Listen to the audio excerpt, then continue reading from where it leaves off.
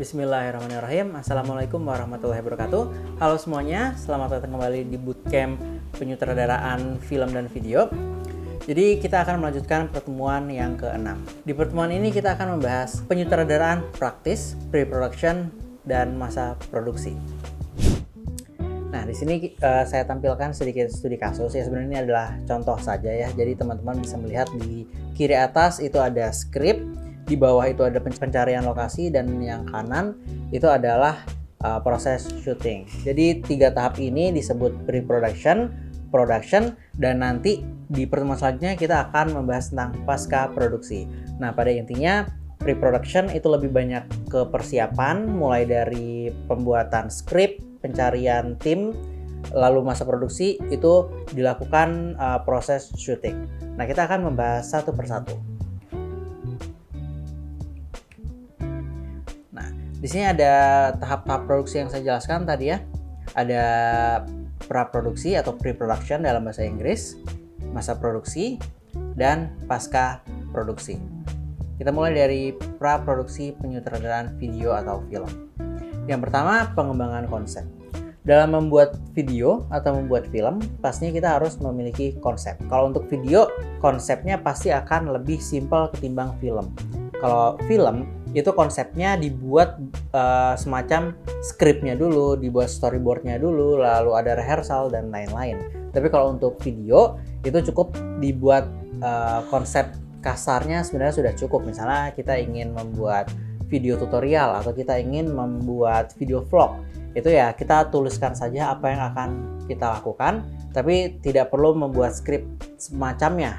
Tapi kalau mau buat itu juga tidak masalah. Nah, khusus untuk film, di pengembangan konsep ini biasanya dibarengi oleh produser film ya, karena kan produser nanti akan membiayai, baru nanti ketika disetujui mulai dari judul, tema, dan lain-lain, baru masuk ke tahap pembuatan skrip dan juga masuk ke tahap storyboard. Yang kedua, penulisan naskah gitu ya. Inilah ketika sudah disetujui maka naskah akan ditulis. Pastinya naskah ini ditulis oleh seorang scriptwriter atau bisa juga scriptwriter yang dia itu tugasnya double. Dia udah scriptwriter terus rangkap jadi sutradara, itu juga boleh. Tapi ada juga penulis naskah gitu yang dia menuliskan ceritanya dulu, baru nanti dia kasih ke produser. Apakah produser yang bersangkutan mau mengangkat menjadi film atau tidak. Nah, di dalam penulisan naskah ini biasanya prosesnya cukup lama ya. Makanya proses pembuatan film ada yang 10 tahun, 12 tahun.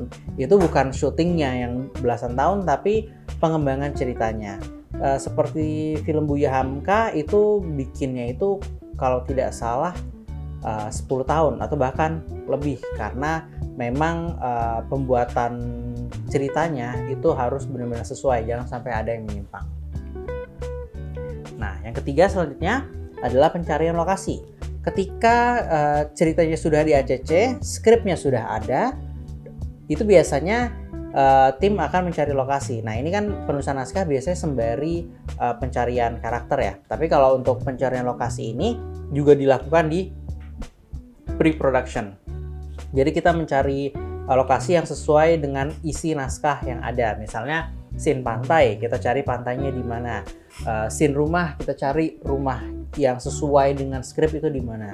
Begitu juga dengan scene-scene di kendaraan seperti scene di pesawat, itu biasanya kita akan datang ke sekolah penerbangan atau kita charter pesawat. Tapi yang saya tahu kebanyakan itu pergi ke sekolah penerbangan yang dia itu memang ada kabin pesawatnya. Begitu juga dengan lokasi-lokasi lainnya yang pastinya harus disesuaikan dengan skrip yang ada. Nah, yang keempat, perencanaan anggaran. Ya memang ini jadi satu kesatuan ya, perencanaan anggaran itu juga di awal bisa gitu ya, bisa dibicarakan di awal bahkan sebelum pencarian lokasi. Karena kan seharusnya kita merencanakan anggaran itu benar-benar di awal dengan produser ya. Jadi misalkan anggaran kita sekian miliar. Nah, kita akan cari lokasi yang sesuai dengan budget. Misalkan budgetnya itu belasan miliar, maka itu mungkin opsinya akan banyak. Tapi kalau budgetnya hanya sekian miliar, mungkin lokasinya akan di situ-situ aja, atau bahkan kita bikin properti yang mana mendukung untuk lokasi syuting yang sudah ditentukan. Bye.